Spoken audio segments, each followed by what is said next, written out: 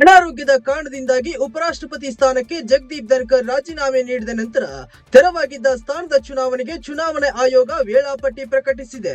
ವೇಳಾಪಟ್ಟಿಯ ಪ್ರಕಾರ ಸೆಪ್ಟೆಂಬರ್ 9ರಂದು ಮತದಾನ ಪ್ರಕ್ರಿಯೆ ನಡೆಯಲಿದೆ. ನಾಮಪತ್ರ ಸಲ್ಲಿಸಲು ಕೊನೆಯ ದಿನಾಂಕ ಆಗಸ್ಟ್ 21 ಆಗಿದೆ. ಚುನಾವಣಾ ಫಲಿತಾಂಶಗಳನ್ನು ಮತದಾನದ ದಿನದಂದು ಪ್ರಕಟಿಸಲಾಗುವುದು ಎಂದು ಚುನಾವಣಾ ಆಯೋಗ ತಿಳಿಸಿದೆ. ರಾಜೀನಾಮೆಯ 60 ದಿನಗಳ ಒಳಗೆ ಉಪರಾಷ್ಟ್ರಪತಿ ಸ್ಥಾನಕ್ಕೆ ಚುನಾವಣೆ ನಡೆಯಬೇಕು. ಇದೀಗ ಚುನಾವಣಾ ದಿನಾಂಕ ಘೋಷಣೆಯಾಗಿದೆ. ಉಪರಾಷ್ಟ್ರಪತಿ ಚುನಾವಣೆಯಲ್ಲಿ ರಾಜ್ಯಸಭೆಯ 233 ಚುನಾಯಿತ ಸಂಸದರು, ರಾಜ್ಯಸಭೆಯ 12 ನಾಮನಿರ್ದೇಶಿತ ಸಂಸದರು ಮತ್ತು ಲೋಕಸಭೆಯ 543 ಸಂಸದರು ತಮ್ಮ ಮತಗಳನ್ನ ಚಲಾಯಿಸಬಹುದು. ಈ ರೀತಿಯಾಗಿ ಒಟ್ಟು 788 ಜನರು ಮತ ಚಲಾಯಿಸಬಹುದು. ಈ ಚುನಾವಣೆಯನ್ನ ರಹಸ್ಯ ಮತದಾನದ ಮೂಲಕ ನಡೆಸಲಾಗುತ್ತದೆ.